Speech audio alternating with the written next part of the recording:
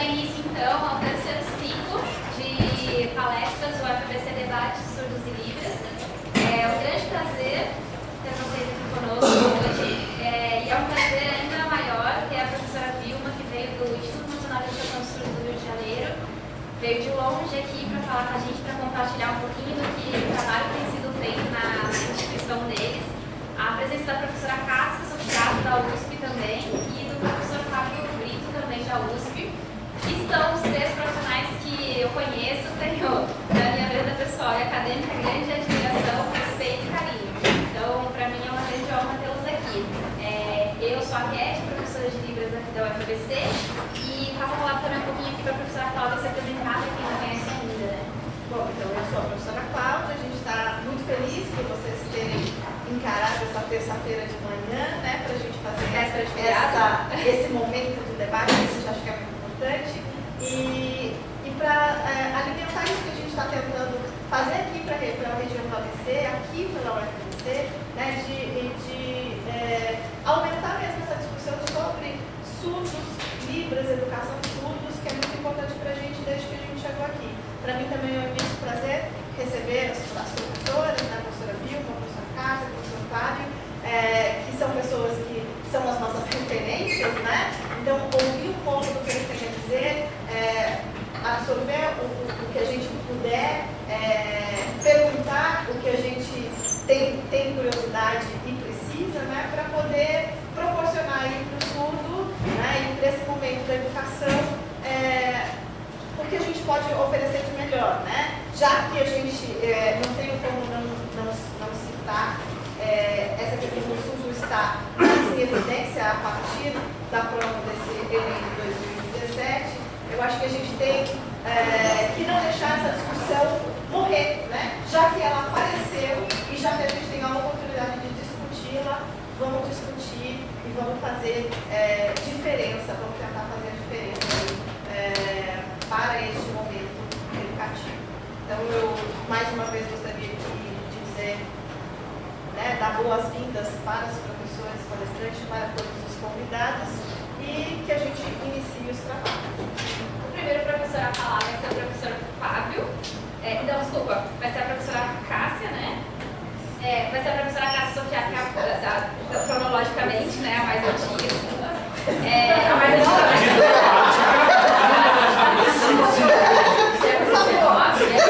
Isso aí, é o primeiro tema. E depois vem o Fábio, por último a Vilma. O tempo deles de fala vai ser de 30 a 40 minutos mais ou menos. E depois no final das três palestras a gente passa um debate com uma discussão saudável aí, né? Que a parte legal, vocês podem participar também, fazer perguntas, ok? Então é isso. Muito obrigada. Obrigada.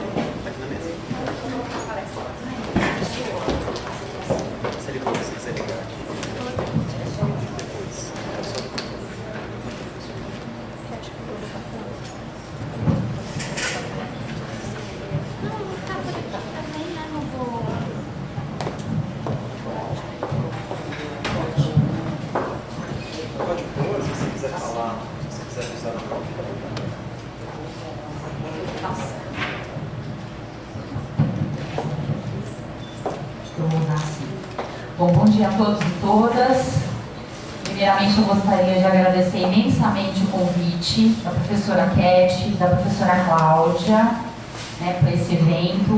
Para mim é um prazer muito grande estar aqui hoje na UFABC, né, e também de compor essa mesa de trabalho com a professora Vilma e com o professor Fábio. Né. Então fica aí o meu agradecimento, né, pelo convite e espero, né, que possamos ter uma boa discussão. Né. Os temas são muito interessantes e eu acho que de alguma maneira eles acabam dialogando, né? O tema da minha fala é esse que está colocado aqui, né? De Flauzino, a adicionalização contemporânea da língua brasileira de sinais. É um tema que fez parte de um estudo que eu desenvolvi no doutorado, né? E que de certa forma eu continuo trabalhando até hoje, né? Com a questão da imagem, letramento visual, a educação de surdos, e tudo começou com Flauzino, basicamente, né? Na verdade, eu comecei no mestrado, já tive contato com a obra dele, bastante significativa para a educação de surdos. Eu vou explicar melhor por quê. E depois no doutorado eu pude fazer um aprofundamento maior, estudos mais específicos sobre o papel do flauzino na educação de surdos, inaugurando, né, um processo do que eu chamo de dicionarização da língua brasileira de sinais, né, e como foi isso no contexto do século XIX, e como isso impactou, né, os séculos subsequentes. Eu acho que é interessante fazer essa relação também do passado, né, começando no XIX, e falando um pouco desses trabalhos hoje. Não vai ser muito o meu foco, mas eu vou tentar fazer algumas aproximações a partir dos resultados que eu tive na pesquisa, né, que desenvolvi especificamente no doutorado. E que eu continuei também. É um tema que não sai assim do meu rol, né, faz parte inclusive de uma das linhas de pesquisa que eu desenvolvo, tá bom? Então vamos lá, eu vou tentar coordenar as duas coisas, né, Quero, por favor, Cat, obrigada. Então, assim, eu acho que falar hoje da imagem, né, no contexto da educação de surdos é muito importante. Vimos aí a prova do Enem, né, do domingo. Eu estava brincando aqui com a professora Vilma, com o professor Fábio, a nossa prova, né? Parece que nós nos apropriamos, parece que fazemos parte desse contexto, né? E o que me chamou a atenção, até discutíamos agora na vinda, né? Tinha uma questão lá, com base em imagem, leitura de gráfico, né? E leitura de um gênero, né, imagético, né, a propaganda e tal. Então, isso é muito importante, faz parte da escolarização dos surdos, dos ouvintes, né? Então, a imagem ela acaba ocupando um papel central nesse processo, principalmente quando a gente fala de educação de surdos hoje. Então, a gente tem aí um discurso bastante incisivo na importância que o visual tem, né? E como esse visual pode ser trabalhado, pode ser potencializado.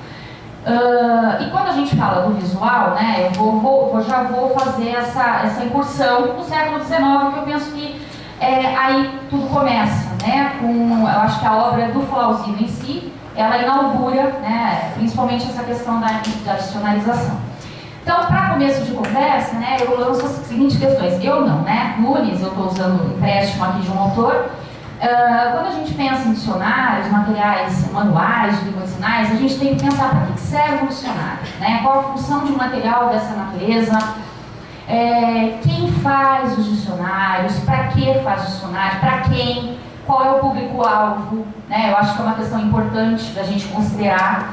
E também em que circunstâncias sociais e históricas esses materiais são produzidos. Então, com essa fala de hoje, eu vou tentar abarcar um pouco de todas essas questões, né, fazendo um pouco dessa recuperação do trabalho do Flauzino e o impacto que isso tem para as nossas produções atuais. Bom, para começo de conversa, só uma conceituação de dicionário, tem várias, tá? Mas eu acho que é importante até trabalhar um pouco o conceito, né? Então, obra de consulta, que apresenta em ordem alfabética as palavras de uma língua e suas acepções, né? É uma acepção de dicionário, né? E uma outra do Bagno, um dos principais instrumentos de descrição, prescrição, codificação e legitimação do modelo idealizado de uma língua correta, tá? Tem outras, né? Mas eu acho que para a gente ter um pouco essa dimensão do que material a gente vai falar e também como eu vou nomear esse material que o Flauzino produziu, né? Então, era dicionário, era um manual, enfim, né? Pensando no material que reúne uma lista de palavras, né? E que vai trazer significado, as suas acepções, né? Será que eu poderia chamar de dicionário? Enfim, dá para problematizar uma série de questões, mas eu acho importante ter em vista um conceito, né? Ou dois conceitos inicialmente. Bom, também aqui, só a título de curiosidade, porque depois eu vou mostrar a quantidade de vertentes desse material de Flauzino, né? Mais ou menos, né, a quantidade de palavras que alguns dos nossos dicionários possuem, né? Então, uma quantidade de palavras grande, se a gente for observar, 143.387 palavras, o Aurélio, né? Enfim, desculpa, eu coloquei 2 vezes o Aurélio ali, mas enfim. O WISE, né, que é um dicionário também importante, tá? Então, só para ter uma ideia, né, do volume, né, de palavras que compõem esses dicionários mais conhecidos de língua portuguesa. Não é o nosso foco aqui, analisar dicionários de língua portuguesa, mas pensar um pouco nesse processo da língua de sinais. Bom, então, entrando propriamente no foco aqui do nosso tema, né? Com esse estudo que eu fiz, eu observei que a preocupação de registrar a língua de sinais, ela é bastante antiga, tá? Se a gente for fazer uma incursão pela história, eu não gosto muito de fixar o termo história, né? Porque alguns autores até problematizam. Não existe uma história da educação especial, uma história da educação de surdos, né? Então, mas enfim, a gente percebe que historicamente alguns fatos marcaram, né, no sentido dessa necessidade de registro dessa língua, né? Anteriormente nem reconhecida como língua, né? Dessa forma de comunicação utilizada pelas pessoas surdas. E a gente vai perceber, né, uma incidência maior de registros a partir do século XVI, né? Esses registros, muitas vezes, eles eram feitos, né, foram iniciativas importantes que marcaram o campo, né, mas que ainda não constituíam um processo de dicionarização, e sim representação do alfabeto manual, né, utilizado já pelos surdos, difundido pelos primeiros educadores de surdos, tá? Então isso, a gente tem vários registros históricos dessas iniciativas e da importância desse registro para que essa língua, para que, no caso, a datilologia, o alfabeto manual, né, que era inicialmente registrado, para que ele fosse propagado, difundido para fins educacionais. No primeiro momento não, né, se a gente for observar, as primeiras produções, por exemplo, do Iebra, que foi um religioso, quando ele faz a primeira registro do alfabeto manual, não tinha o fim educacional, e sim uma finalidade religiosa, né? E aí depois os educadores de surdos se apropriam, né, desse material, e o Bonnet publica um livro em 1720 depois, né, que acaba se tornando bastante conhecido. Então, só para marcar um pouco o tempo, né, como é que essas coisas foram acontecendo, né, aqui a gente eu não vou falar de todos os precursores, mas eu vou me ater mais ao Falzino, que foi um precursor brasileiro nesse sentido, tá, que trabalhou o desafio da representação de uma língua espaço-visual, né, e com a representação gráfica dessa língua espaço-visual, que era a língua de sinais, tá? E aí, utilizando diversos recursos, né, e aqui eu coloquei variados suportes, pensando de uma maneira mais geral. Aqui é só uma brincadeira, tá? As imagens, então só para tentar mostrar um pouco os surdos, né, ao longo da história. Então, a pré-história, a gente tem aí evidências, né, de mãos, né, nas pinturas rupestres, tal, enfim. Então é interessante, mãos sem dedos, eu não vou me alongar muito, mas Idade Média, né, Idade Antiga, que a gente não tinha essas evidências ainda, isso vai começar, né, depois na Idade Média, depois da Idade Média, né, tá? Então é só uma brincadeira. E aqui, entrando na Idade Contemporânea, os primeiros educadores de surdos que já partem para tentativas mais, digamos assim, mais assertivas, no sentido de registrar o alfabeto manual, né, não tinha registro de língua de sinais ainda, e sim mais de alfabeto manual, tá bom? Bom, vamos para o Brasil, eu vou recortar, tem muita coisa para falar, mas eu vou ter que fazer um recorte, tá? Depois a gente pode conversar mais em outras oportunidades, talvez. Aqui, eu já vou falar do século XIX, do Brasil, da primeira instituição que foi fundada aqui, né, com fins educacionais, o Instituto Nacional de Educação de Surdos, né? Aqui tem uma imagem das antigas sedes, né, do Instituto, que é onde tudo começa em termos de Flauzino, né, falando do Flauzino especificamente. Bom? Tá. Então deixa eu passar aqui. Eu coloquei algumas. Bom, aqui é um prédio atual, né, onde a professora Vilma trabalha, atua, né, o IRIS. Foi lá que eu busquei bastante fontes para desenvolver essa pesquisa também, né, e em outros espaços do Rio de Janeiro, tendo em vista que, como eu estava comentando, né, foi um trabalho que deu bastante trabalho, porque as fontes elas eram escassas, né, então foi um trabalho assim, de recolha muito grande em vários espaços do Rio de Janeiro para poder constituir, né, um material de pesquisa. Bom, então o foco aqui é a primeira obra, considerada a primeira obra de língua de sinais do Brasil, a iconografia dos sinais dos surdos mudos, do Flauzino da Gama, né, que foi considerada essa primeira obra. Então a ideia é trabalhar o que foi essa obra e como ela foi construída, tá? Então aqui tem uma imagem, desculpa. É que eu conto. Ah, tá. Então aqui é uma imagem já recuperada da capa, da iconografia, né? Também tem um trabalho muito grande, esse trabalho de recuperação. A cópia íntegra que eu encontrei estava na Biblioteca Nacional, a única cópia completa, né? Em outros lugares as cópias já eram reproduções, então o original está lá. Foi encontrado nos arquivos, nem estava dentro do espaço principal, nos arquivos antigos mesmo, né? Então, houve todo um trabalho de recuperação desse material para fins de estudo também, para que eu pudesse depois compartilhar com todo mundo, né? Essa importante obra do Flauzino, né? Então, aqui é um pouco do interior dela, né? Tem 20 estampas, então é como ela se constitui. Então, tem as figuras referências ali, né? Ou seja, a pessoa que é o modelo, né, para a realização do sinal, e o que significa, né, o verbete, um pouquinho, por favor, o verbete, né, em língua portuguesa, do que significa cada sinal, né, representado nessa estampa, tá bom? Então, só para conhecer um pouco do interior. A gente tem também uma outra cópia, né, no Museu de Petrópolis, aí tem uma capa diferenciada, né, um investimento maior em relação à estética, né, da obra, tá? Que está lá também.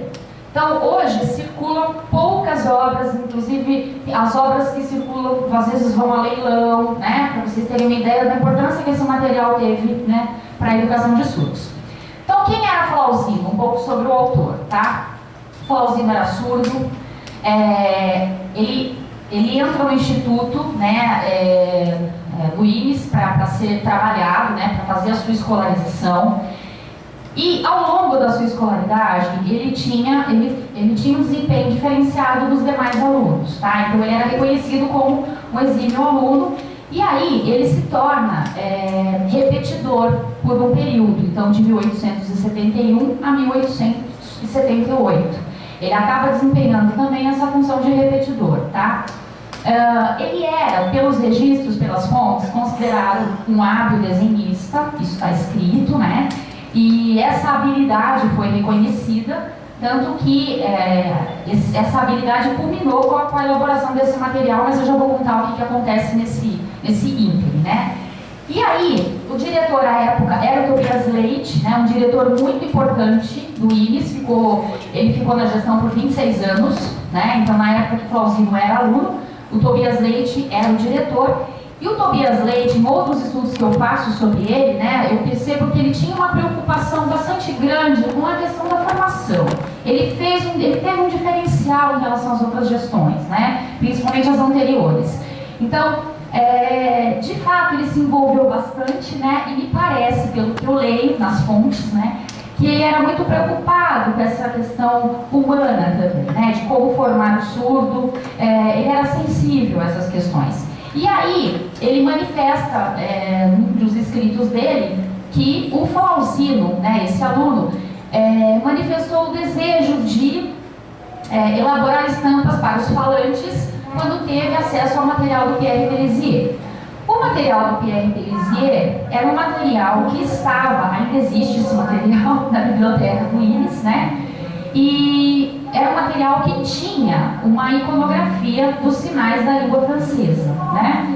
E o Flauzino, por estar lá, teve acesso a esse material e teve a vontade de fazer um material parecido para o nosso contexto aqui, né?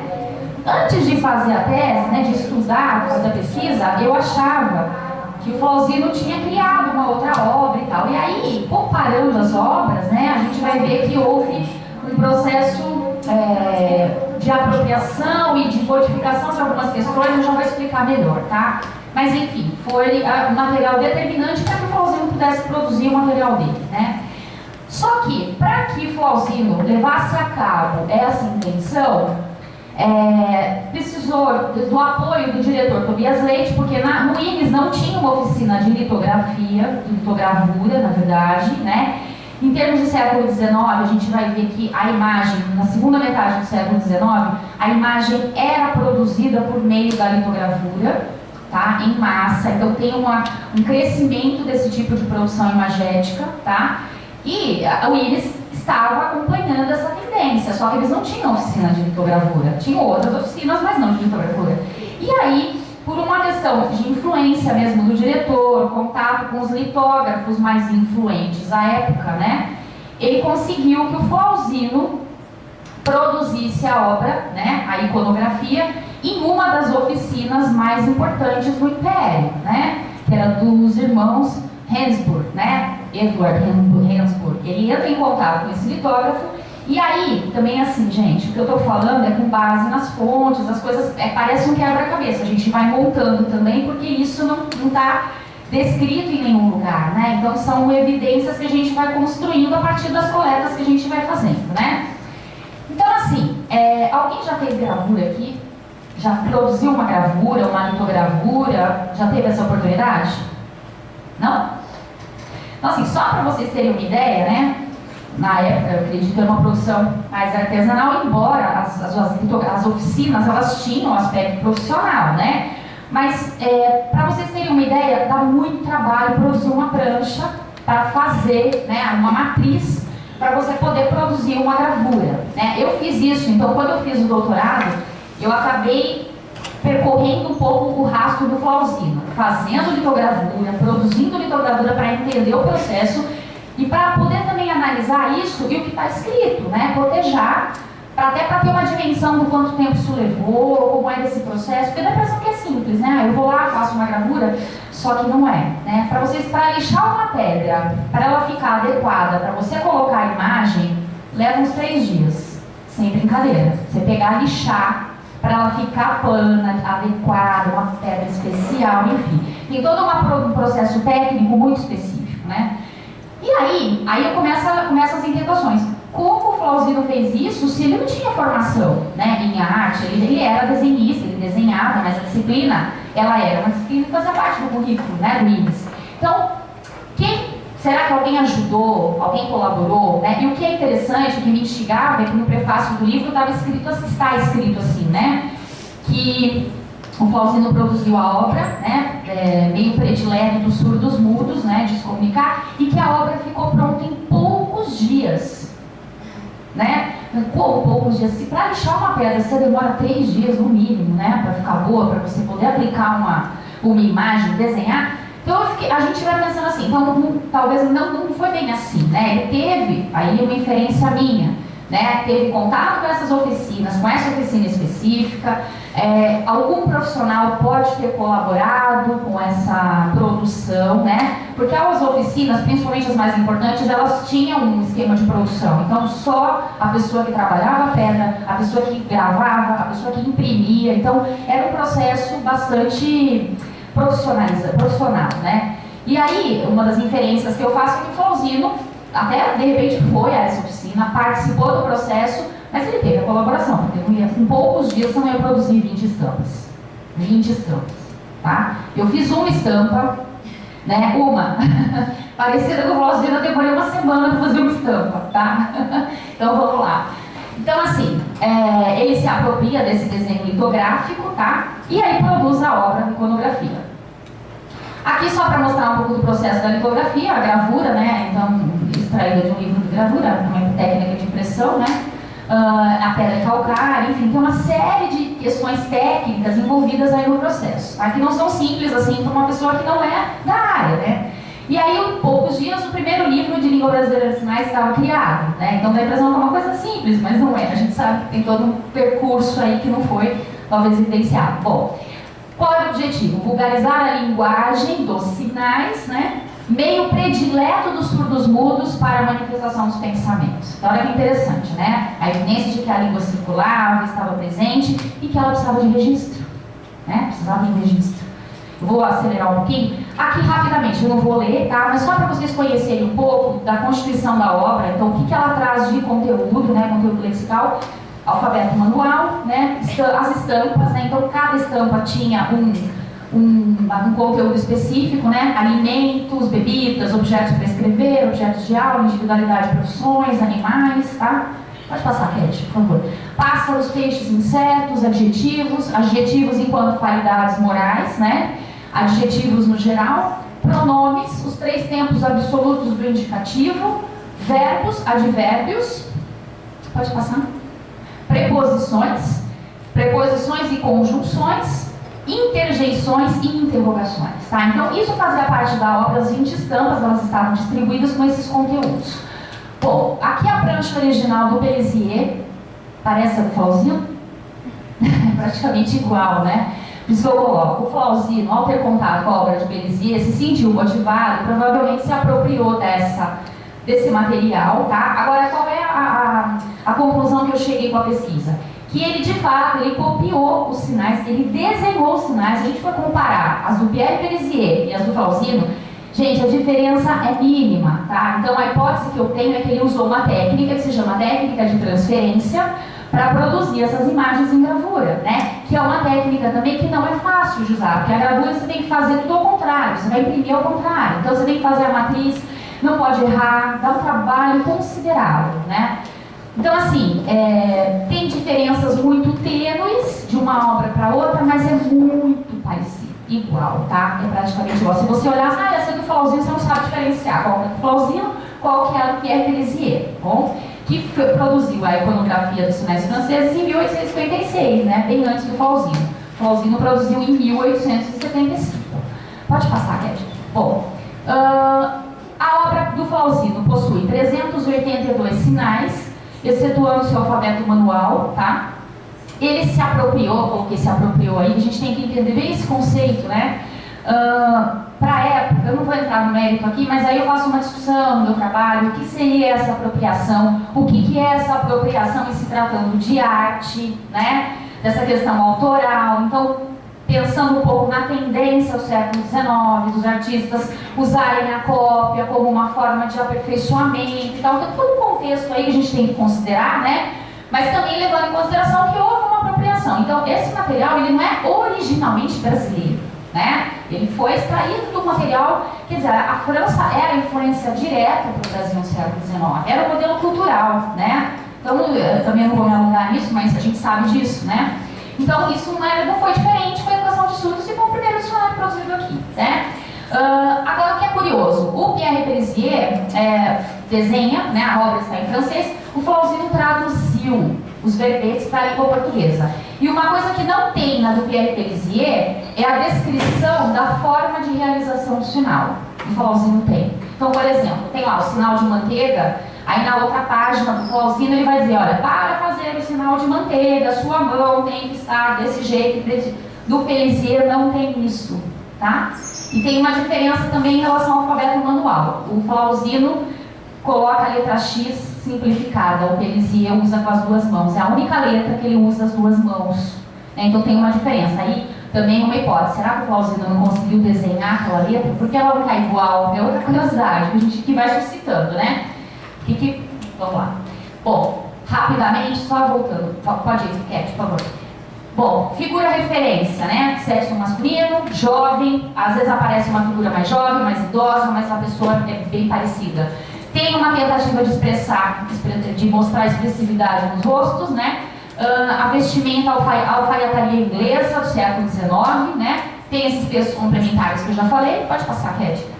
Aqui só para mostrar o alfabeto do Flauzino, né? A letra X só com uma mão, tá? Já é uma mudança, uma diferença do Bézier, acho que é importante, né?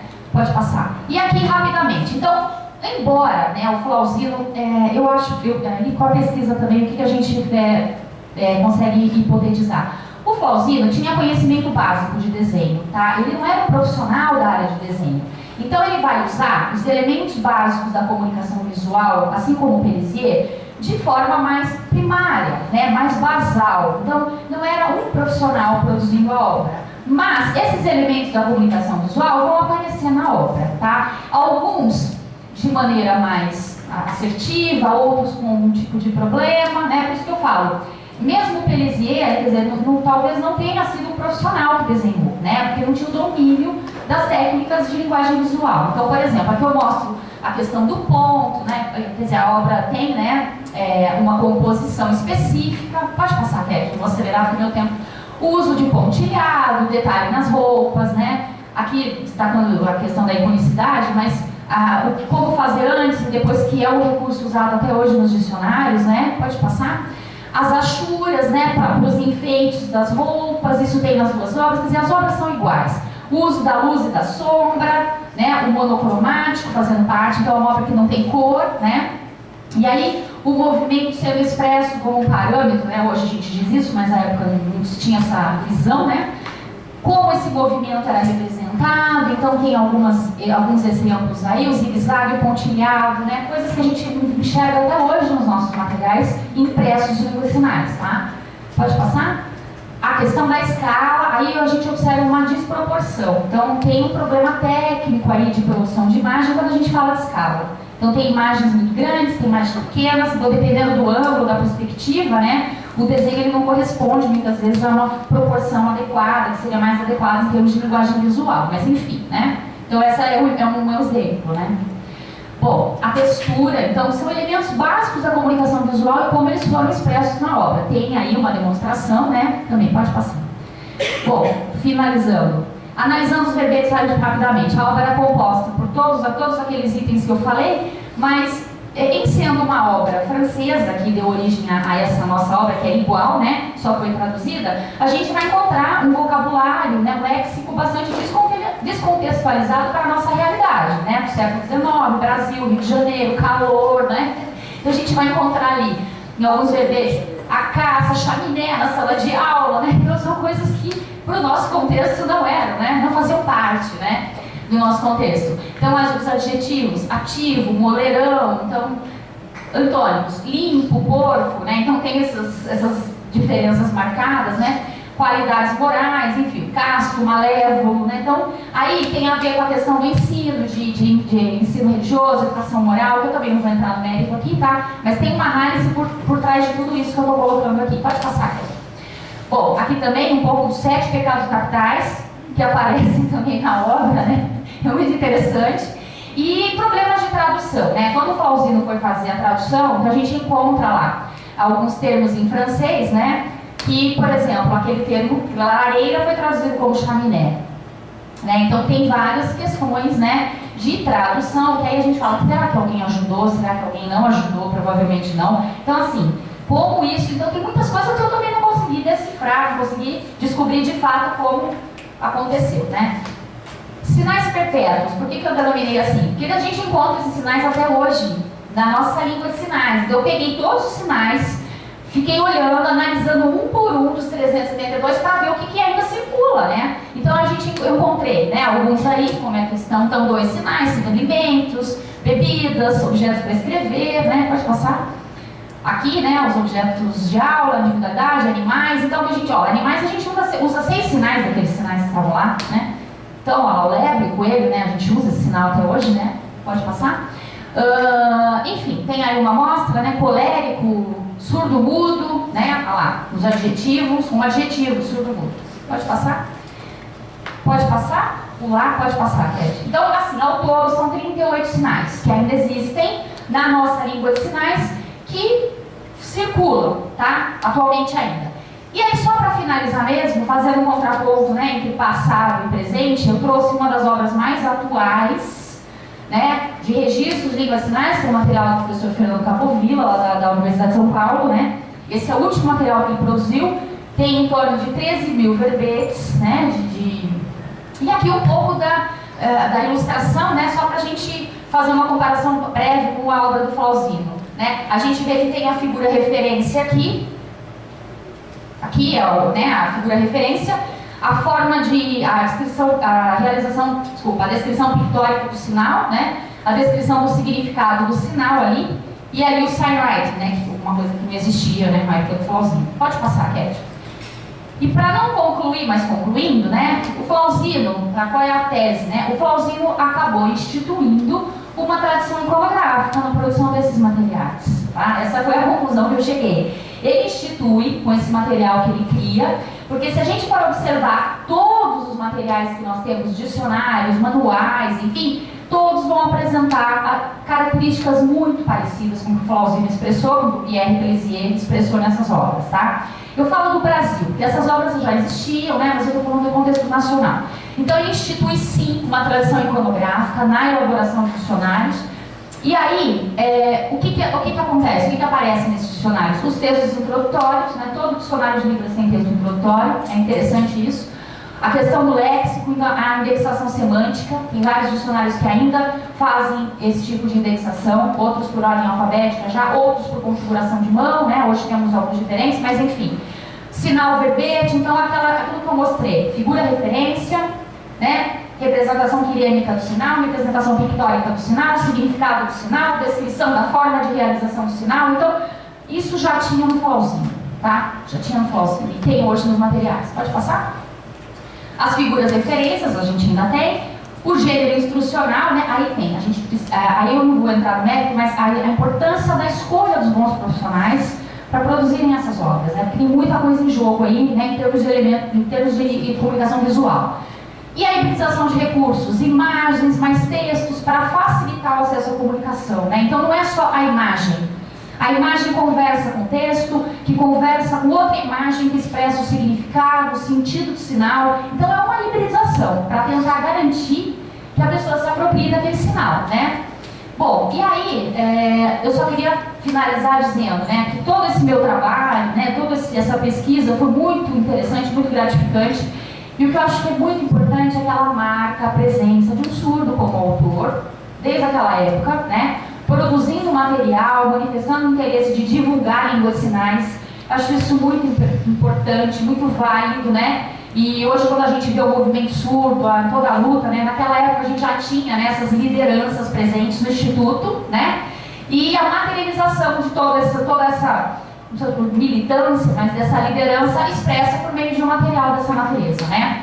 E fazer dicionários, né, elaborar dicionários é algo bastante desafiador, né? Eu falo que precisa ter muita coragem para fazer, né? Dadas as condições, né, e os elementos que perpassam a produção de um material dessa natureza, tá bom?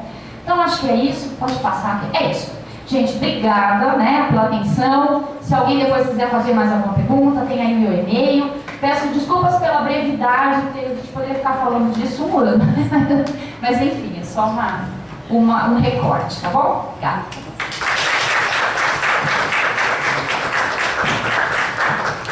Bom, aproveitando então agora a continuidade, peço para o professor Fábio. Microfone, por favor. Onde fica o...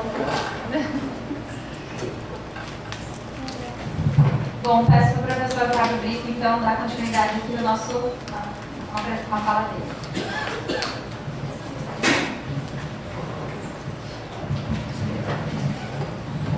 Será que ficou bom? Vocês têm uma voz.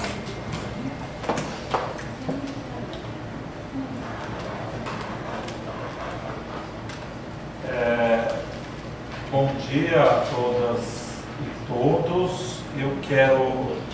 eu vou colocar assim.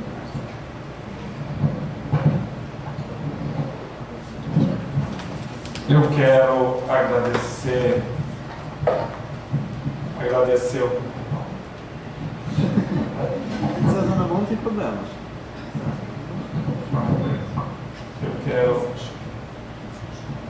Eu quero agradecer o convite da Cati e da Cláudia Regina, e ao vir para cá eu pensei muito o quanto a UFADC foi feliz, tem o privilégio de contar com duas excelentes profissionais, e eu não tenho dúvidas de que a surdez, a educação bilíngue e a Libras ganharam agora um excelente polo aqui na UFADC. Eu acho que a UFADC agora, né, entra nesse debate mesmo, nessa produção, sem sombra de dúvida.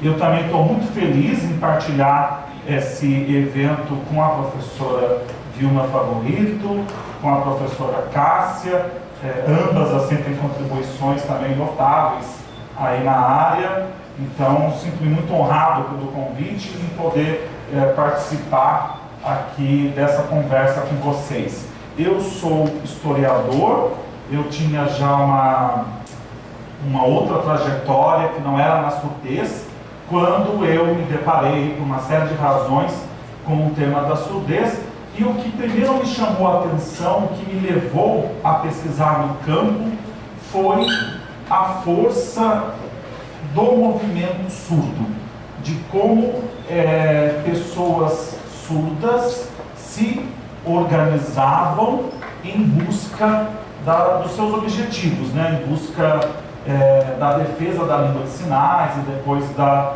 educação bilíngue. Então, o que me chamou para este campo foi essa parte de mobilização dos surdos, de pessoas surdas se mobilizando em busca dos seus direitos. Foi isso que me chama para este campo e isso se transformou no objeto da minha pesquisa de doutorado, defendido na Faculdade de Educação, com a orientação da professora Rosângela Prieto. Hoje eu organizei uma fala a partir dessa pesquisa de doutorado, do movimento social surdo e sua luta por direitos sociais e linguísticos. E esse título tem uma razão de ser. Uma das coisas que eu espero explicar aqui ao longo da minha fala como que esse movimento surdo organiza-se num primeiro momento com uma bandeira, com uma luta ainda de direitos sociais, está num momento que está reivindicando uma luta por cidadania, o surdo como cidadão, de exercendo a sua cidadania, e como que ao longo do desenvolvimento desse movimento vai entrar a questão de políticas linguísticas, não é? Então é isso uma das coisas que eu espero explicar. Mas o ponto de partida da minha fala não poderia ser diferente. Esse dia 5 de novembro de 2017, que tornou-se já um acontecimento nessa trajetória das lutas surdas. Eu não tenho dúvidas de que daqui a 2 décadas, daqui a 3 décadas, quando novas gerações de ativistas surdos, de estudiosos da surdez forem recapitular, forem relembrar as suas atuações, que essa data ela já se tornou um marco da visibilidade do tema da surdez e da educação bilíngue para surdos, não é? Todos vocês certamente sabem, o Enem é um exame de âmbito nacional, ele mobiliza milhões de estudantes e tem uma repercussão enorme, não é? Então, nos dias que se seguiram, no próprio dia, nos dias que se seguiram o Enem, você via nas mídias sociais, nas redes, nos grandes jornais, nos jornais impressos, nas revistas, estava lá, e muita gente, muitos jornalistas, buscando informações, buscando entender essa temática. Aqui a proposta de redação, cujo título foi Desafios para a Formação Educacional de Surdos no Brasil, não é? E aqui a legislação, o direito à educação bilíngue, e uma parte histórica que me deixou particularmente assim emocionado, foi muito emocionante mesmo, me lembro que a sensação foi de emoção, e aqui trazendo, não é, o primeiro, a professora Cássia acabou de falar do antigo Instituto Imperial de Educação de Surdo-Mudos, hoje Instituto Nacional de Educação de Surdos, o INES, e então tinha o INES, onde trabalha a professora Vilma, e aqui a minha tese, o meu objeto de estudo no doutorado, a Lei de Libras. Então foi realmente um marco muito grande, e vendo tudo isso, eu não pude deixar de lembrar o quanto esse movimento surdo continua ativo e continua sendo um ator nas discussões, nas definições dessas políticas para a área da educação dos surdos. Aqui imagens que a gente vê das manifestações que foram impressionantes em Brasília, isso agora em 2011, que era uma defesa das escolas bilíngues para surdos. Lembrando que nessa época entrou-se em discussão o fechamento do INES. Então aqui era a comunidade surda em defesa da escola bilíngue, em particular em defesa desta instituição que aparece aqui na proposta. Então, se não houvesse isso, Né? Como que seria essa proposta de redação em 2017? Né? Se a gente vê essa relação direta, né? Não houvesse essa mobilização do Setembro Azul, se não tivessem tomado Brasília, teria sentido essa proposta de redação em 2017? Ela existiria? Haveria essa proposta de redação? Uma primeira questão aqui. Quando eu fui estudar os movimentos surdos, eu, evidentemente, entrei numa estrada que já tinha alguns pesquisadores, não é? Eu quero destacar a Dennings, não é? Que é interessantíssimo, que é uma americana, não é? Que vem para o Brasil e vai trabalhar com a Lucinda Brito, Lucinda Ferreira, né? E outros no Rio de Janeiro, e ela testemunha as lutas surdas do Rio de Janeiro, em particular uma passeata, que eu estudei também, que eu vou falar dela, que é uma passeata em Copacabana, organizada principalmente pelo Nelson Pimenta, para defender, entre outras coisas, a oficialização da língua de sinais. A Regina Souza, que também pega nos primórdios, né, da organização da FENEIS, a Rangel, que aí estuda o movimento surdo no Rio Grande do Sul, a Mirna Monteiro, que ela, ao mesmo tempo, ela participa como agente desses movimentos, e depois ela vai fazer um texto sobre essas lutas surdas. Aqui no Nordeste, Ferraz, a Tomai Klein, que aí já olha para o Sul, né? É uma outra, onde vai se deslocar também muito do movimento surdo. O Assis Silva, que é meu colega de USP, também faz um trabalho maravilhoso. Eu uso muito também o Assis Silva, né, que entrei aqui. E mais recentemente um outro trabalho na antropologia, a Ascencio, com lideranças surdas. Então são alguns dos autores com os quais eu dialogo no Brasil. Lembrando que os estudos sobre movimento surdo nos Estados Unidos, assim, na Europa, são, né, inesgotáveis. Né? Aqui no Brasil ainda falta mais coisa. Ao estudar, ao definir o que eu ia estudar, eu fui atrás, não é, de uma discussão sobre o movimento social. Para mim, eu olhava para todas essas ações dos surdos e via um movimento social, só que eu queria entender exatamente que movimento social era esse, porque eu não via uma coisa unificada. Eu ainda tinha uma visão, quando eu comecei a estudar, o MST, era um dos, né, movimentos trabalhadores sem terra, que você vê ali uma unidade maior desse movimento. Então, mas como que é esse movimento surdo? E aí, um dos autores que me ajudou a entender esse fenômeno das lutas surdas foi um autor italiano chamado Melucci, não é? Esse é um dos livros dele, e ele explica, o Melucci, para a gente, que o movimento social, ele não é uma coisa única, ele não é uma entidade única. E um movimento social, ele pode ser um conjunto de relações sociais entre diferentes atores sociais. Então, o movimento social, em vez de ser algo monolítico, algo único, com uma única entidade, ele pode ser esse conjunto de atores que se relacionam. Então, você tem diferentes organizações, diferentes grupos, como uma rede intrincada de relações. Mas o que une, o que faz esse diferente conjunto de atores um movimento social? Uma identidade e uma ideologia coletiva. Esse conjunto de atores vai produzir, vai circular, vai partilhar e vai se estruturar a partir de uma identidade e de uma ideologia. E essa ideologia vai dar sentido às ações desses atores.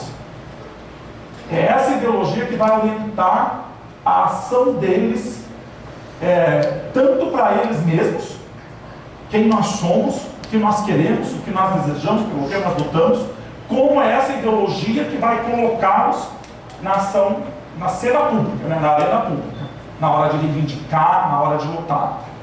Então, quando eu fui me aproximando dos movimentos surdos, eu fui percebendo essa mesma rede. E nessa rede, no caso dos movimentos sociais surdos, havia uma centralidade da FENEIS. É lógico que a FENEIS, ela é a principal organização desse movimento. Mas esse movimento começou antes da FEBES. E esse movimento não se restringia à FEBES. Então nós temos uma organização muito forte, mas eu fui percebendo que o movimento surdo ele é mais. No caso, quando eu fui ver, tem um papel das associações de surdos, que são anteriores à FENEIS, e que mesmo depois da FENEIS continuam a ter uma força muito grande. Eu descobri esse grupo Surdos Venceremos, que vem do Nelson Pimenta, que tem uma companhia de teatro, e que a partir dessa companhia de teatro organiza um grupo para entrar nessa discussão da lei de Libras e do orgulho surdo, da identidade surda. Inclusive a Cláudia Regina me ajudou no contato com o Nelson Pimenta. Eu descobri, de forma fascinante, um grêmio estudantil do INES, que fez manifestação pela língua de sinais. Jovens estudantes, muitos dos quais depois se tornaram lideranças surdas. E eles começaram a se manifestar no impeachment do Fernando Collor. Estudantes do INES, e depois entraram nessa luta dos surdos. Um comitê pró-oficialização de Libras, que surgiu dentro do INES, com ouvintes e surdos. FENAPAS, COPADES aqui em São Paulo. Você está descobrindo vários atores, e esses atores vão se juntando em torno de uma determinada ideologia, que vai mudar ao longo do tempo. É uma das coisas que eu vou demonstrar. Uma outra coisa que o Melucci explica, que é interessante, é que os movimentos sociais, eles têm dois polos que se alternam e que dialogam, que é um polo de latência e um polo de visibilidade. Como é isso? Ele diz que os movimentos sociais, eles têm um funcionamento que ocorre, que tem um caráter mais interno. É como se redes submersas, né, que ele fala, laboratório. Ou seja, o movimento, ele primeiro precisa, os membros do movimento, primeiro entre eles precisam constituir a sua ideologia, as suas ideias, como eles vão ver o mundo, como eles vão agir no mundo. Eles precisam entre eles criar os laços de solidariedade, as formas de comunicação, a sua identidade. Esse movimento, que é uma coisa de latência, que se alimenta entre si, esse movimento, ele precede a visibilidade. A visibilidade é quando esse movimento, que já se constituiu, ele aparece no público. Aí ele vai para passear, aí ele vai para uma abaixo-assinado, aí ele vai para Brasília, aí ele ganha a rua. Mas sem a latência, sem esse momento dos membros do movimento se empoderarem da sua identidade, do seu discurso, né? Do seu discurso público, de como eles vão entrar ao público, não tem a visibilidade. A latência alimenta a visibilidade. Só que a visibilidade alimenta a latência. Porque aí você vai para a rua e você atrai pessoas, você atrai aliados. E alguém que não estava na latência do movimento vai para a visibilidade, da visibilidade atrair para a latência. E a latência alimenta a visibilidade, que alimenta a latência. Então é um movimento que recíproco, né? É um polo interrelacionado. Como eu, assim, de forma muito geral, eu tentei olhar para essa história do movimento surdo e eu consigo ver duas fases, não é? Uma fase que é das origens do movimento social surdo, lá na década de 1980 e que vai até meados da década de 1990. Esta fase, o surgimento do movimento social surdo, ele surge dentro e na dinâmica do movimento maior das pessoas com deficiência. Nós temos, no final dos anos 70 no Brasil, uma emergência do ativismo político das pessoas com deficiência. Teve um acontecimento que influenciou muito isso. A ONU decretou, em 1981, o Ano Internacional da Pessoa com Deficiência. Antes do Ano Internacional da Pessoa com Deficiência, a ONU divulga materiais, financia projetos sobre uma nova visão de pessoa com deficiência e uma nova visão de deficiência. Uma visão que não é mais do deficiente coitadinho, da pena, do infortúnio, do sofrimento, da incapacidade. É uma visão que diz que a pessoa com deficiência é um sujeito de direitos, que muito das dificuldades que ele encontra, dos obstáculos, tem a ver com o meio social. Ou seja, que a deficiência, ela é uma relação entre a condição biológica, as especificidades dessas pessoas e a forma como a sociedade lida, ou geralmente não lida, com essas especificidades. É aí que está o problema. É uma nova visão da deficiência que a gente chama modelo social da deficiência. Não mais o modelo médico, não mais o modelo patológico da deficiência. A deficiência é um fenômeno social, é um problema social, é uma questão de política pública, é uma questão de direitos, é uma questão de cidadania. Essa visão foi transformadora, foi revolucionária para o conjunto das pessoas com deficiência. E isso incluiu a pessoa surda. Quem está na liderança desse movimento não são os surdos, são os cadeirantes, né? Depois tem o pessoal da talidomida, da hanseníase, vários grupos entram, entre eles os surdos. Mas é aí, nesse movimento, que nós vamos ver surgir as primeiras lideranças surdas. Agora, o que esse movimento surdo luta no primeiro momento? É uma luta por direitos sociais, visando o quê?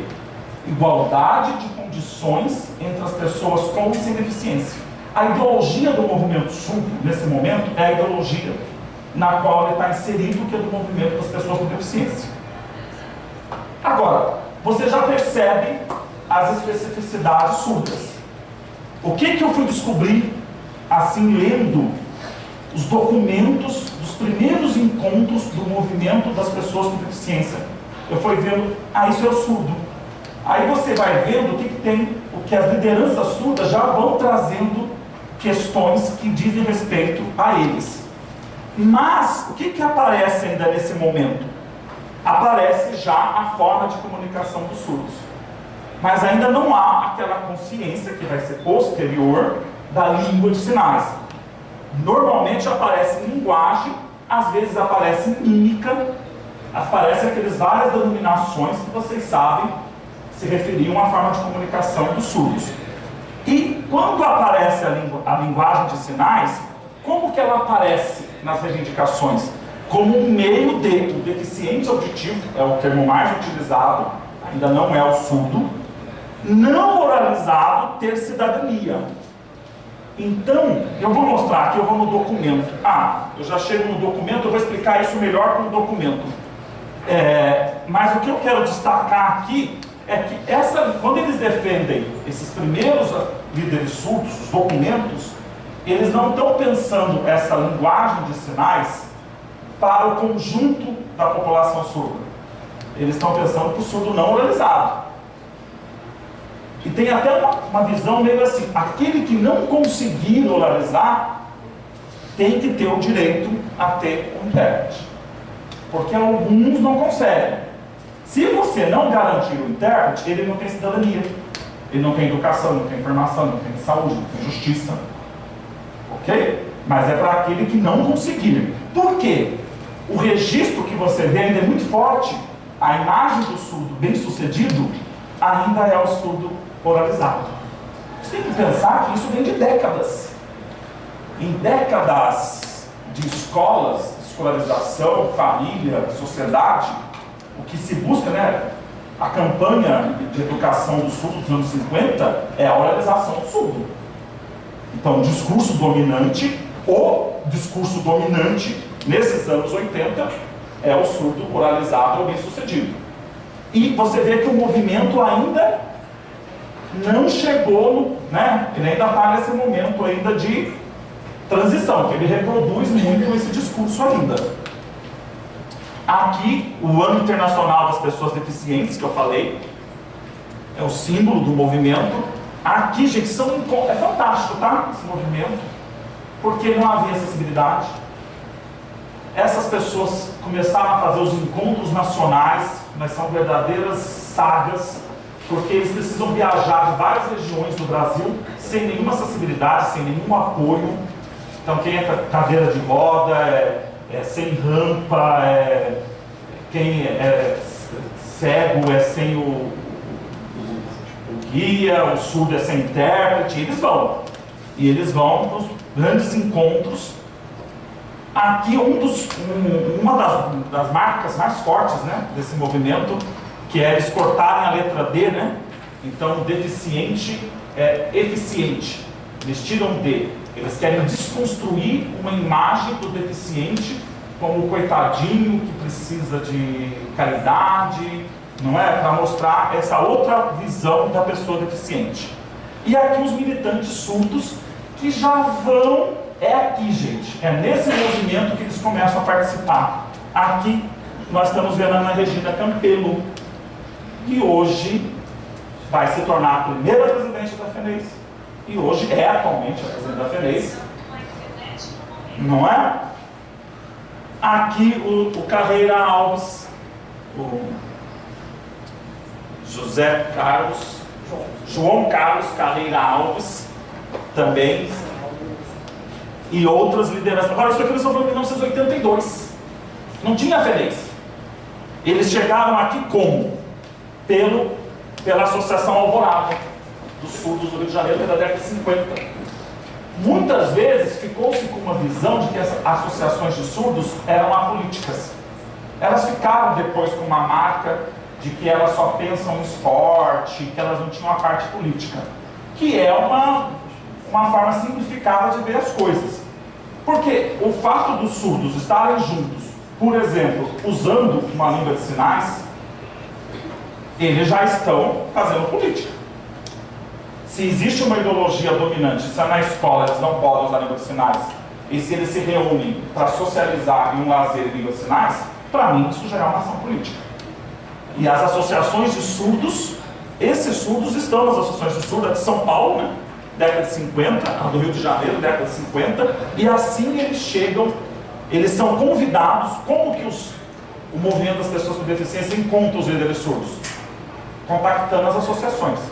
Via associações, eles chegam nesses encontros, e nesses encontros eles vão descobrir que eles não são um objeto de pena, que eles não são, né? Tudo aquilo que se falava aqui, o que eu falei. Isso é 1980.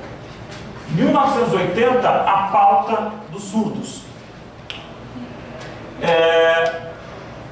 Aqui, direito de conseguir professores especializados na linguagem mímica quando há problemas de idade adulta, ou existe também em criança a falta de capacidades e possibilidades de conseguir estudar através da linguagem oral. Então vocês veem que neste momento está tão introjetado para os surdos de que eles precisam oralizar, que a linguagem oral, que o movimento mesmo reivindicando direitos, eles estão reivindicando o intérprete, o professor especializado em linguagem mímica, para aquele que não conseguir falar. Ok? Isso em 1980. 87 eu tenho que marcar, né? Que vai ser um marco desse movimento, a criação da FENEIS. Aqui das primeiras cartilhas da FENEIS, né? O símbolo da FENEIS, eu quero chamar a atenção ao símbolo da FENEIS, ele ainda é uma simbologia, um discurso anterior à grande mudança ideológica que vai ocorrer ainda. A gente vai ver aqui a criação da FENEIS. Agora, esse movimento das pessoas com deficiência, ele vai ter um papel muito importante. Primeiro, no caso do movimento surdo, é lá que vão se formar as primeiras lideranças do movimento surdo. Só que a importância vai além disso.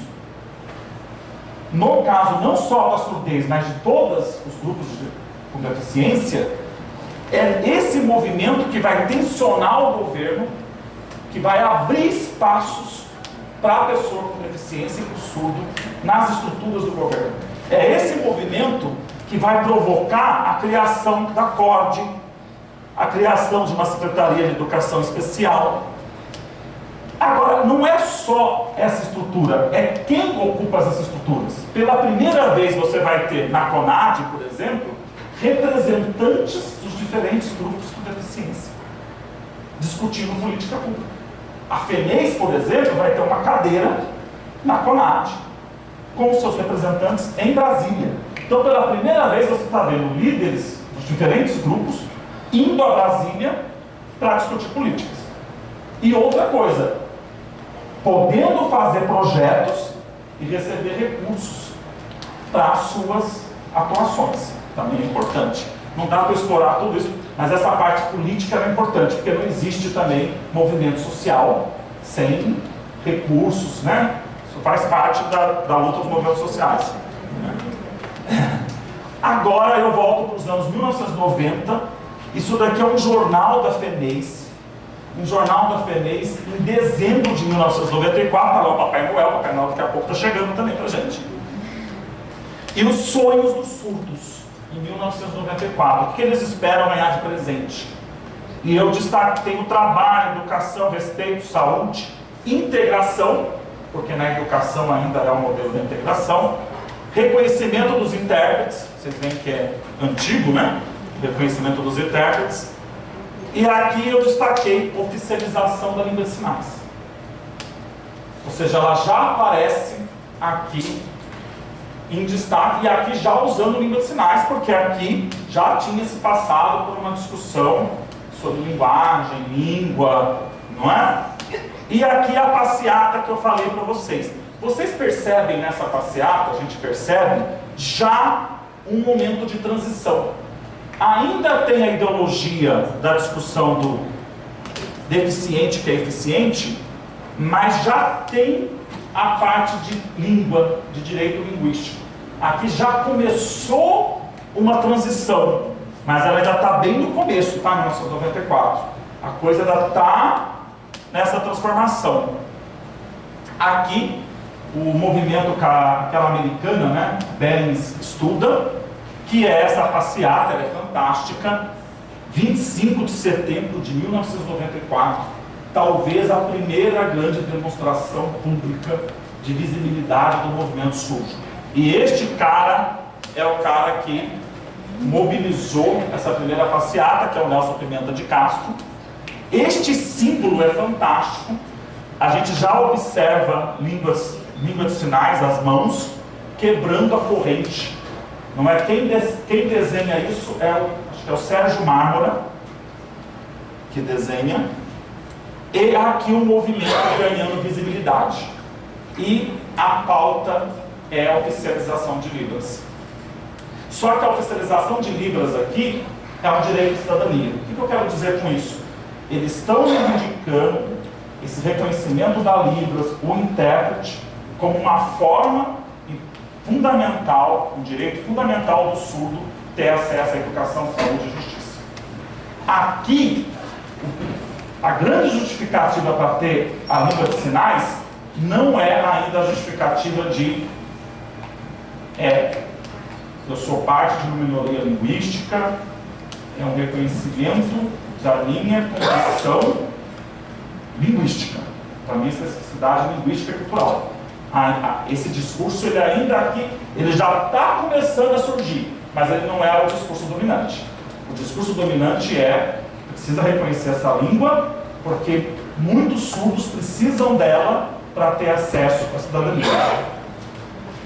E em meados dos anos 90 é que vai se dar essa virada na ideologia do movimento, que é uma transição e que ela se aparece nos próprios símbolos, né? Você tem uma mudança na simbologia da FENEIS, que agora já vai colocar em destaque a língua de sinais, e não mais a condição audiológica do surdo.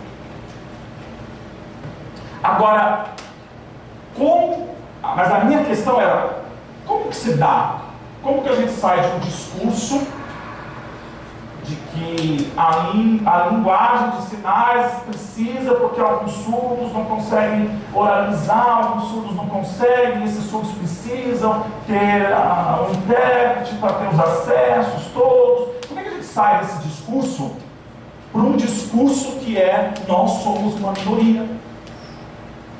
Nós somos uma minoria linguística, cultural, e a gente, enquanto minoria, tem direito ao reconhecimento da nossa língua. Como é que você muda isso?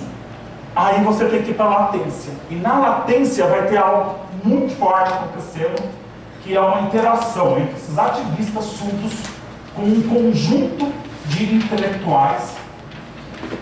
Primeiramente, a gente percebe isso.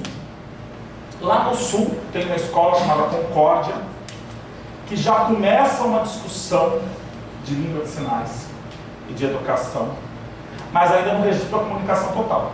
Também é uma outra discussão.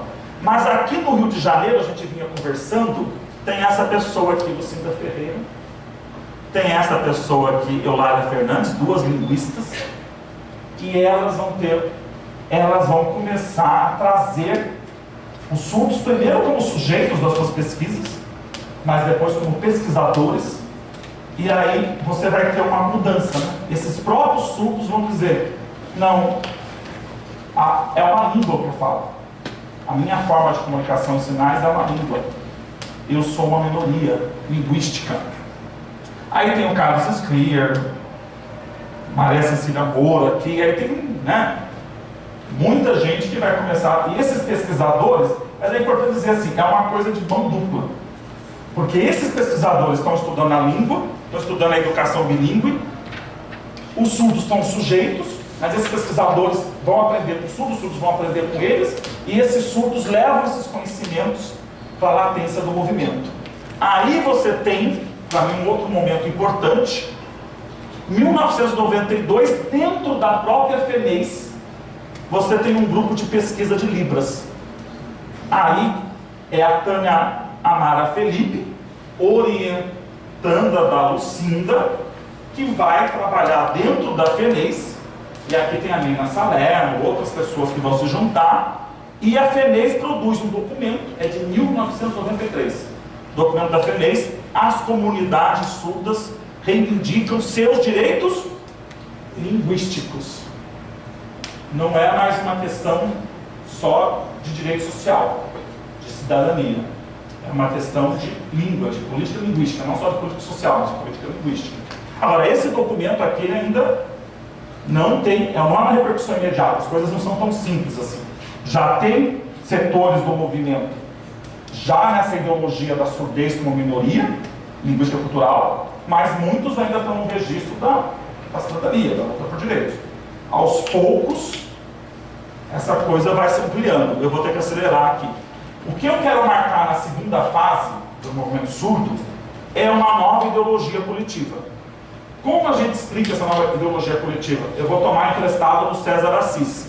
Surdez como particularidade cultural linguística.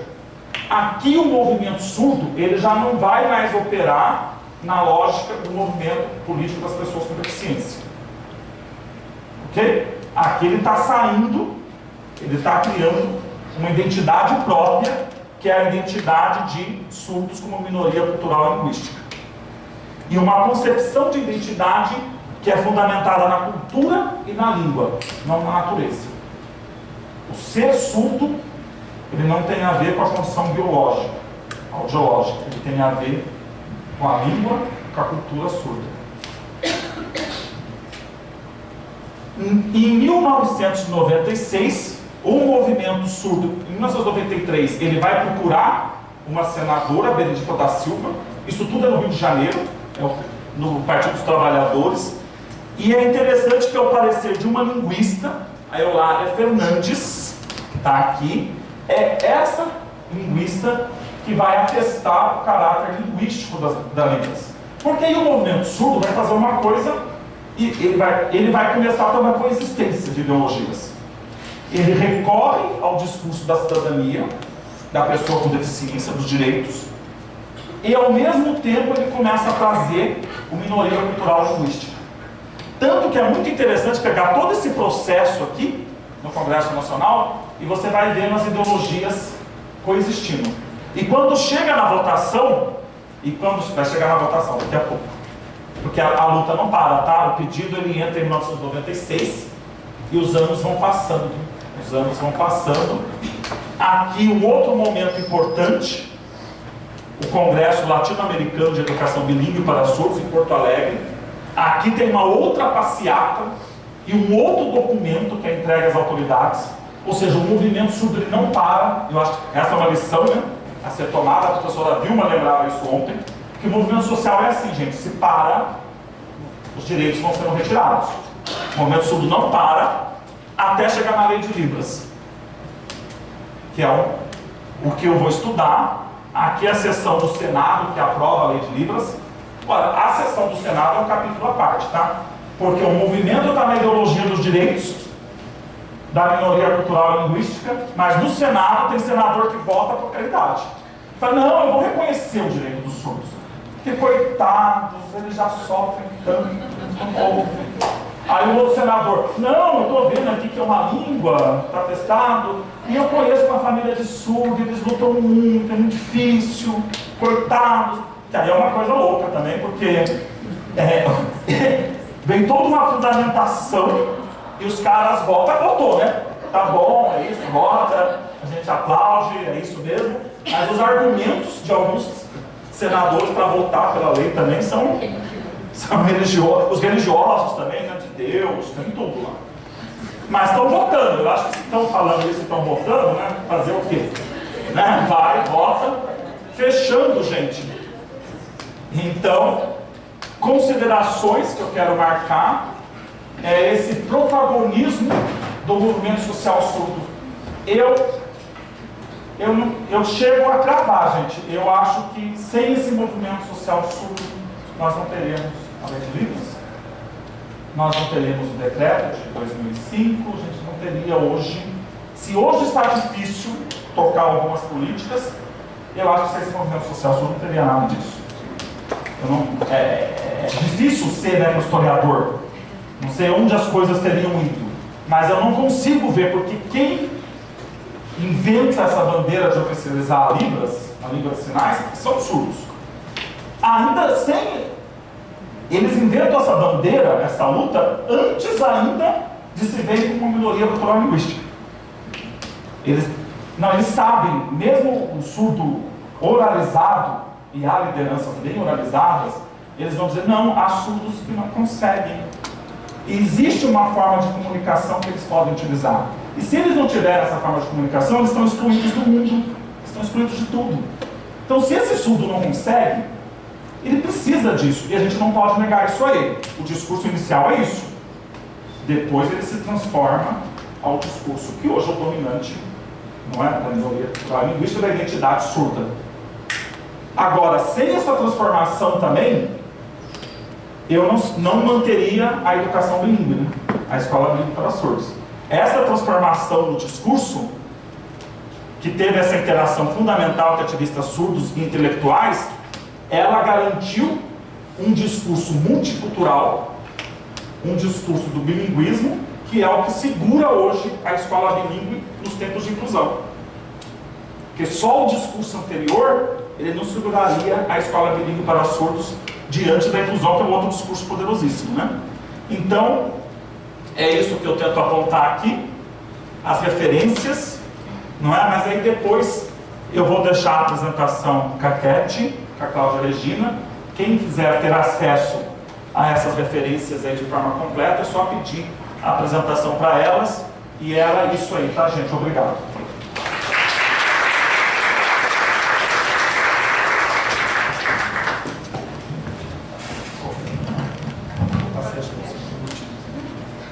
Bom, agradeço ao professor Fábio. Acho que seguindo aqui então a cronologia do mais antigo, né, das pesquisas que têm uma historicidade de um período mais antigo para o atual. A professora Vilma vem então discutir um pouco mais da atualidade, né? A gente viu que a professora Cássia traz um período de quase um século atrás, né? O professor Fábio vem com os desdobramentos legais de lutas que não são de hoje. E a professora Vilma vem compartilhar com a gente algumas conquistas mais atuais das últimas décadas aqui ou atualidades.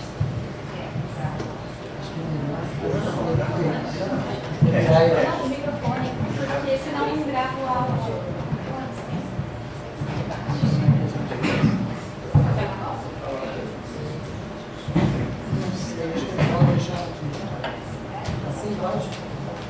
Tem que ver se vai pegar o áudio, senão não grava. Não grava. Por que não grava? O áudio. Porque essa câmera. Ah, não, tudo bem. Não, ela tá falando se ela pode colocar na tela. Tem que ver se vai. Pode? Tá pegando? Pegou. Tá pegando? Não tá bom não? Quer melhor? Na mão? Tá. Tá pegando.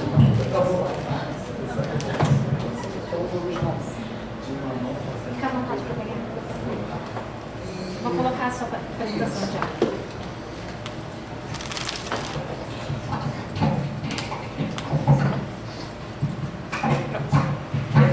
Quer que eu troque ou quer usar o pointer? Acho que eu queria que fosse Trocar? Pode. 10 e 25, mais ou menos. 30 a 40 minutos até as 11. No máximo, né? Isso. Aí você dá um cortezinho, Sim. porque eu paro na hora que eu tiver parado. A Cat lê. Se você esquecer também, a Cat lê. Bom, gente, bom dia. Queria, em primeiro lugar, agradecer o convite da Cat e da Cláudia, né, que estão organizando esse evento. Agradecer muito a maneira como eu estou sendo tratada aqui em São Paulo, desde ontem lá na USP, né, já disse que eu vou sair do Rio de Janeiro, vou vir para cá. Estou sendo muito bem acolhida nessa terra, né, e muito contente, muito honrada de estar podendo estar nesses lugares, compartilhando com outras pessoas, com outros públicos, né, o que a gente vem fazendo também, que a gente vem pensando, né. Bom, o convite da Cat e da Cláudia era para que eu falasse da atualidade do curso bilíngue de pedagogia que temos lá no INES, né? Não sei se as pessoas presentes sabem que desde 2006 nós temos uma faculdade de pedagogia no INES, né? Quer dizer, Cat e Cláudia pensaram numa espécie de cronologia, né, para a gente apresentar aqui. Então, a professora Cássia Sofiato falou de um século, né, sobretudo do século XIX, né, de como é que os processos de dicionarização da Libras foram iniciados lá no INES, e o professor Fábio sobre os movimentos sociais surdos, que também tiveram um protagonismo muito grande, né, no Rio de Janeiro, FENES e INES, né. Então, e eu sou do próprio INES, eu me vi na fala deles dois várias vezes, me lembrando, eu estava ali, eu fui nessa passeata, ou eu soube, ou eu participei de alguma coisa, né, de alguns, claro que não de tudo, mas de alguns desses movimentos, né. Então, assim, foi bacana esse passeio histórico, né. O INES é uma escola de 160 anos, né, está fazendo 160 anos, acabou de fazer agora em setembro, 160 anos, é coisa dessa, né? É uma instituição muito marcada pela educação básica, porque durante praticamente 150 anos foi uma escola de educação básica, né? Somente de 11 anos para cá, essa última década, né, é que nós temos o ensino superior. E nós temos o ensino superior em decorrência do decreto 5626. Porque no decreto 5626 há a recomendação de criação de cursos de letras livres, que foi protagonizado pela Universidade Federal de Santa Catarina, né? E nós temos também a recomendação de cursos de pedagogia bilíngue, né, que o INES deu a partida, né? Agora, recentemente, também o Instituto Federal de Goiás implantou um curso presencial, nosso é presencial, de pedagogia bilíngue, e desde 2013, 2014, nós também estamos engajados em tornar o nosso curso, fazer a versão EAD desse curso, para que ele se espalhe, se multiplique um pouco pelo país, né? Então, vamos lá. Bom, o Íris, para quem não conhece, eu coloquei aí uma foto, né? Mas acho que todo mundo sabe. Vamos lá, da atual. Vamos passar, eu quero ser bem breve aí. Bom, como o professor Fábio falou, a gente tem algumas legislações favoráveis e esse curso é criado em função das legislações favoráveis, né? Quer dizer, é o lado bom da história, né? Então, a partir, como eu disse, do decreto 5626, a gente vai ter essa demanda dos movimentos sociais surdos, a demanda de formação de professores bilíngues. Ontem na USP a gente falava sobre isso, né? A necessidade de se formar professor bilíngue. Nós não podemos falar em escola bilíngue, em educação bilíngue de surdos, sem formar professores bilíngues, né? E onde vamos formar professores bilíngues? Eu diria, em qualquer lugar deveríamos estar formando. Mas, como isso não é assim tão simples e tão fácil, a gente tem, até o momento, duas grandes frentes de formação de professores bilíngues, que é a UFES, que com seu Letras Libras presencial e à distância, né? E agora, também por recomendação do Plano Viver Sem Limite, decreto de 2011, né? Nós temos a recomendação do MEC de que os cursos de Letras Libras se espalhem presencialmente nas universidades federais, em todos os estados do Brasil. Mas isso ainda não aconteceu não, tá? Estamos esperando que isso aconteça, né? E um curso de formação em pedagogia bilíngue para você formar professores bilíngues para atuar na educação infantil de primeiro ao quinto ano e na EJA, né? Que são espaços-chave, né? Estratégicos, né? Onde a criança vai aprender língua de sinais, se é que vai aprender, se as condições forem dadas para isso, né? Onde essa criança vai se alfabetizar nas duas línguas, e o adulto, no caso da EJA, né? Quer dizer, a pedagogia bilíngue ela vai lidar com esse universo inicial, né? Escolar inicial, que é absolutamente fundamental, que vai ter reflexos depois no restante da escolarização, né? Bom, então vamos passar, vamos andando, já falei, eu mesmo vou falando que já está, então a gente vai andando rápido, vamos lá. Acho que, ainda por força do decreto, esse mesmo decreto 5626 recomenda que os cursos de letras, né, também ofereçam a formação do português como segunda língua, né? Formar um profissional que saiba trabalhar com o professor como segunda língua. Isso está muito lento. Ouvi falar de 2 exemplos só, e olhe lá, né? Onde isso já existe, mas isso praticamente não existe. E isso é muito necessário. Eu acho que o movimento surdo, como disse aí o professor Fábio, continue lutando, continue brigando para fazer essa lei ser implementada, porque ela não está totalmente implementada. Por que estou fazendo essa ênfase, né? Porque eu ouço muito as pessoas dizerem: o decreto 5626, que maravilha, que mas nem todas as ações previstas ali estão implementadas. É preciso muita atenção. Claro que é ótimo que ele tenha, que ele exista, né, que ele tenha sido conquistado. Como disse o professor, eu também acho isso.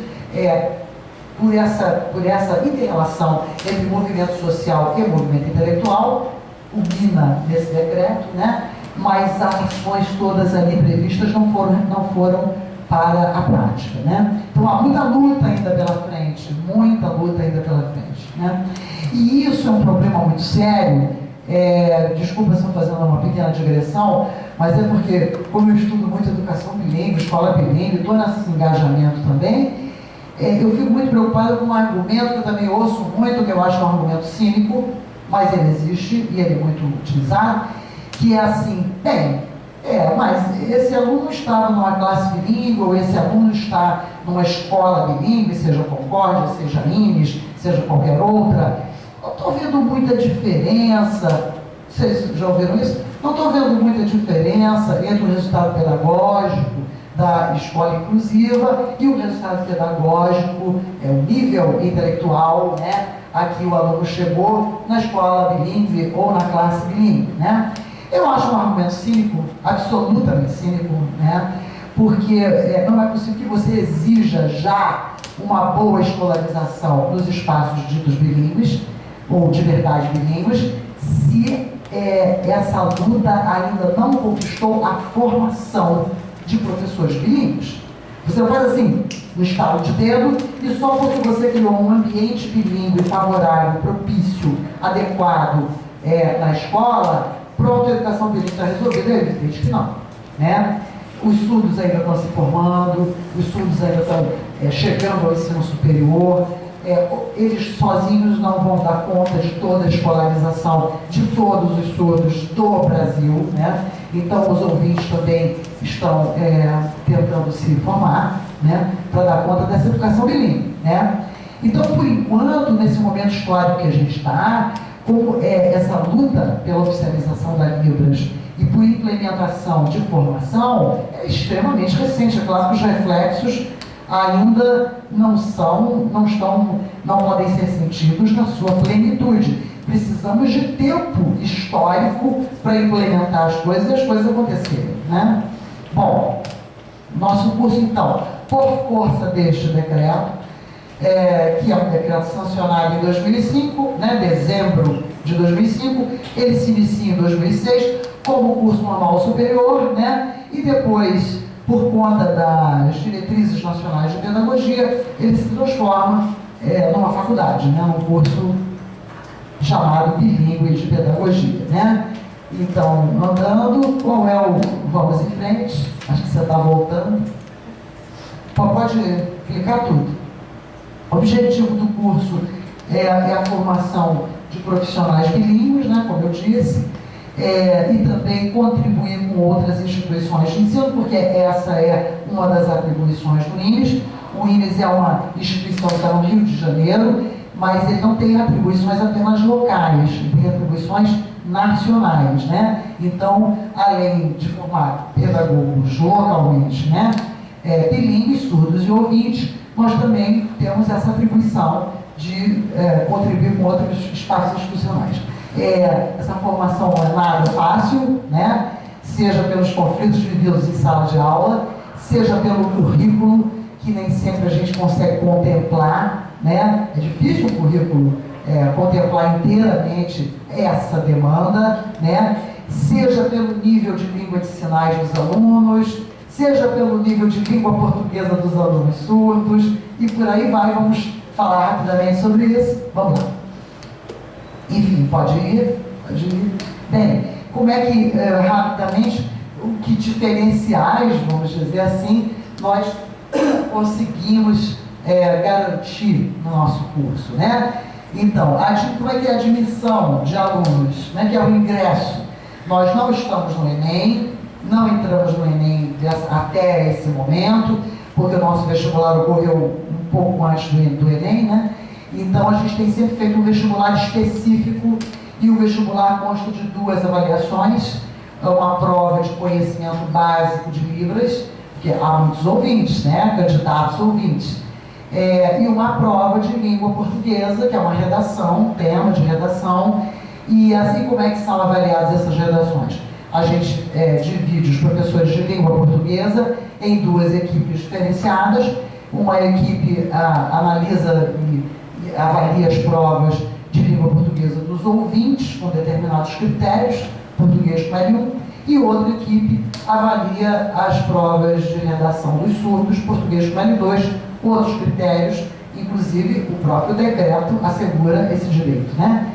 Que é a língua portuguesa para os surdos, de um modo geral, L2, né?